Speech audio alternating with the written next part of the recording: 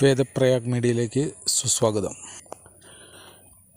കേരളത്തിലെ അനാചാരങ്ങളും അന്ധവിശ്വാസങ്ങളും പേറുന്ന മതമെന്ന ഒരു ദുർഖ്യാതി നേടിയ മതമാണ് ഹിന്ദുമതം. പ്രത്യേകിച്ച് കേരളത്തിൽ എന്ന് പറയുന്നതിൻ്റെ കാരണം അറിയാതെയല്ല പ്രയോഗം.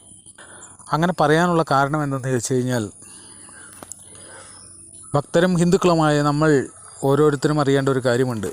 ഇവിടെ ബലികർമ്മം, പക്ഷികളെയോ മൃഗങ്ങളെയോ ജീവനുള്ള ഏതെങ്കിലും വസ്തുക്കളെയോ ബലി കൊടുക്കുന്നത് നിയമം മൂലം നിരോധിച്ചിട്ടുള്ള ഒരു നാടാണ് നമ്മുടേത്.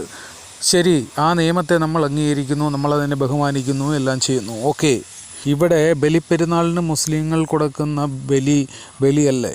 ലക്ഷക്കണക്കിന് മൃഗങ്ങളെ, ഏറ്റവും വലിയ മൃഗങ്ങളെയും ഭംഗിയുള്ളതിനെയും അംഗവൈകല്യമില്ലാത്തതിനെയും മോഹവിലയ്ക്ക് വാങ്ങി പള്ളിയുടെ ചുറ്റിൽ കൊണ്ടുവന്ന് അവിടെ അവരുടേതായ ക്രിയകളെല്ലാം ചെയ്ത് അതിനെ നിഷ്കരുണം ബലി കൊടുക്കുന്നത് ബലികർമ്മത്തിൽ പെടുന്നതല്ലേ? എന്താണ് ഉത്തരമില്ലേ?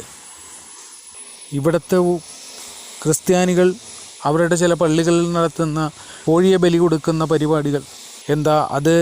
അത് മതത്തിൻ്റെ ഒരു ചട്ടക്കൂടിനല്ലേ? മതത്തിൻ്റേതായ ഒരു ആഘോഷമല്ലേ? ഒരു ആചാരമല്ലേ? ആ ആചാരം നിയമം മൂലം ഇവിടെ നിരോധിക്കപ്പെട്ടിട്ടുള്ളതാണ് എങ്കിൽ എന്തുകൊണ്ട് ഇവർക്ക് രണ്ടുപേർക്കും അത് ചെയ്യാനുള്ള സ്വാതന്ത്ര്യം യഥേഷ്ടം ഈ സമൂഹം വിട്ടുകൊടുത്തു? അതിനെ എന്തുകൊണ്ട് ചോദ്യം ചെയ്യുന്നില്ല? ഹിന്ദു മാത്രം ഒരു കോഴീനെ വെട്ടിക്കഴിഞ്ഞിട്ടുണ്ടെങ്കിൽ അത് വല്ലാത്തൊരു ബലിയും, ബാക്കിയുള്ളവർ വെട്ടിക്കഴിഞ്ഞിട്ടുണ്ടെങ്കിൽ അത് ബലി അല്ലാതാവുന്നതിൻ്റെ യാഥാസ്ഥിതികത എന്താണത്?